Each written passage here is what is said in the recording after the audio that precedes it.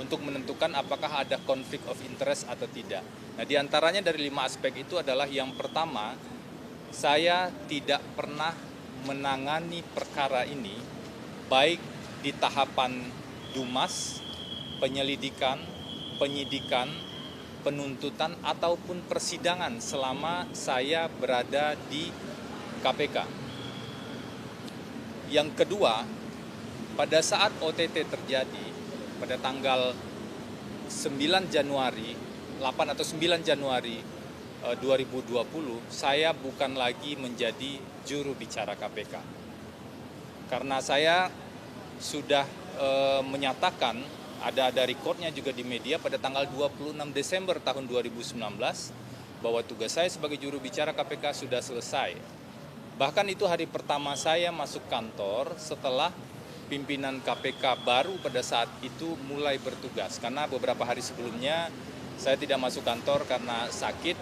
Kemudian saya baca berita pada saat itu pimpinan KPK ingin mencari juru bicara baru, maka pada tanggal 26 di hari pertama masuk kantor itu saya langsung menemui pimpinan dan menyampaikan bahwa saya sudah bukan juru bicara lagi. Jadi pada saat OTT itu saya bukan lagi juru bicara, sehingga sejumlah akses, sejumlah informasi yang biasanya didapatkan oleh juru bicara kemudian tentu sudah terputus pada saat itu. Poin yang ketiga tadi sebagai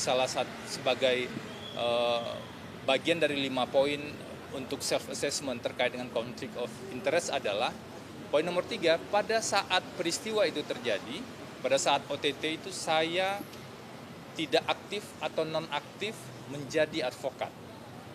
Karena saya sebelumnya disumpah sebagai advokat sebelum masuk KPK, setelah di KPK kemudian saya non-aktif, barulah kemudian setelah itu saya urus kembali izin advokat saya. Jadi posisi saya pada saat itu bukan sebagai advokat.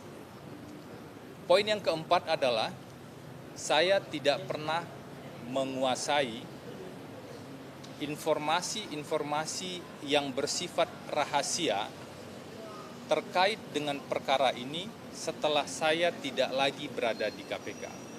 Bahkan informasi-informasi yang pernah saya dapatkan terkait dengan perkara ini adalah informasi-informasi yang sifatnya publik, memang untuk kebutuhan publikasi ke media. Contohnya, membuat poin-poin terkait dengan kebutuhan konferensi pers yang disampaikan oleh pimpinan dan juru bicara.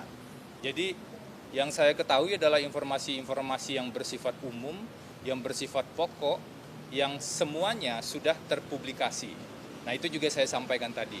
Nah, yang terakhir yang juga menjadi poin penting yang saya lakukan self-assessment adalah saya melihat apakah ada aturan atau mekanisme yang disebut dengan cooling off period atau tenggat waktu ketika seseorang tidak lagi menjadi pegawai di sebuah instansi.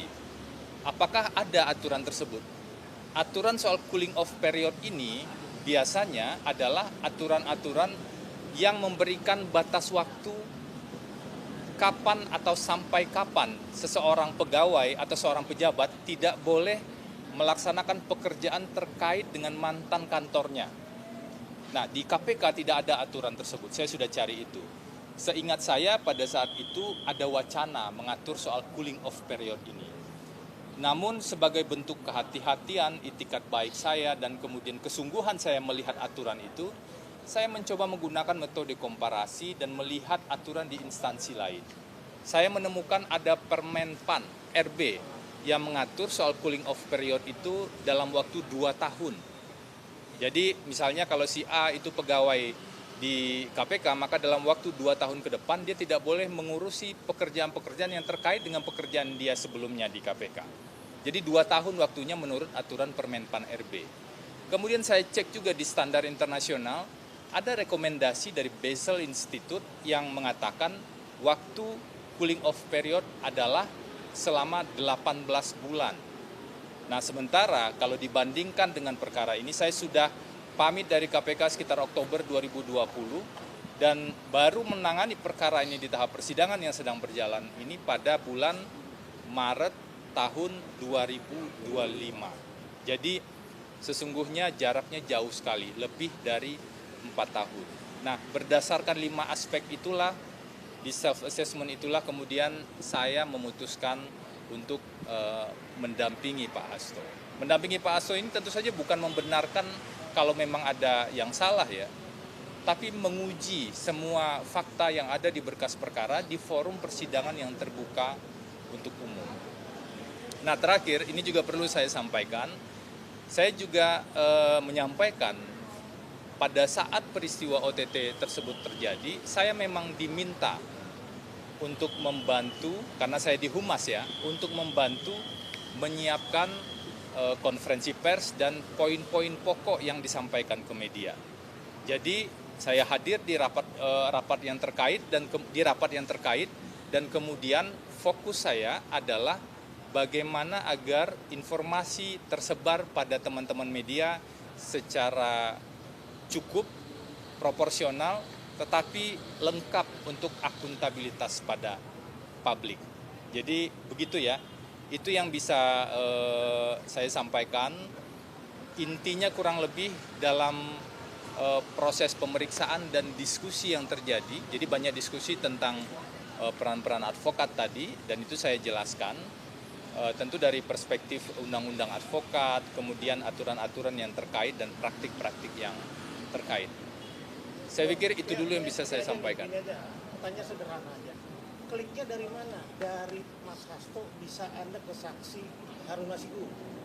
Apakah ketika Anda menjadi seorang advokat atas klien Pak Hasto, diduga penyidik KPK mengetahui banyak terkait informasi yang dimiliki Mas Hasto, khususnya terkait Harun dan yang lainnya?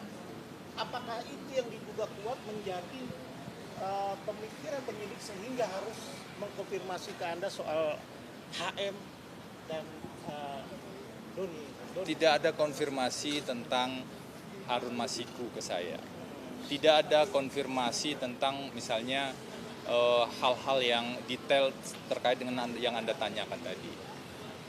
Yang ditanya ke saya lebih terkait dengan pelaksanaan tugas saya sebagai advokat. Tentu saja dihubungkan dengan karena pada bulan Januari tahun 2020 tersebut saya masih pegawai KPK, tapi bukan lagi juru bicara KPK. Lalu kira-kira disampaikan nggak kenapa Anda dipanggil menjadi saksi atas tersangka 2 tadi Harun? Sementara Anda sudah menjelaskan beberapa aspek, kemudian kira-kira apa penjelasan dari penyidik sehingga Anda diminta menjadi saksi? Enggak, penyidik kan punya pertimbangan.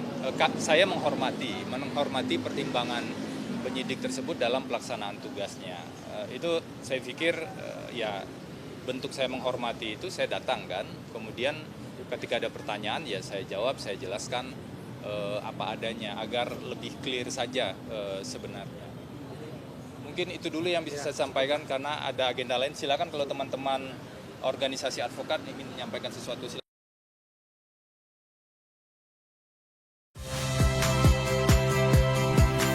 Saya Tifa Solesa.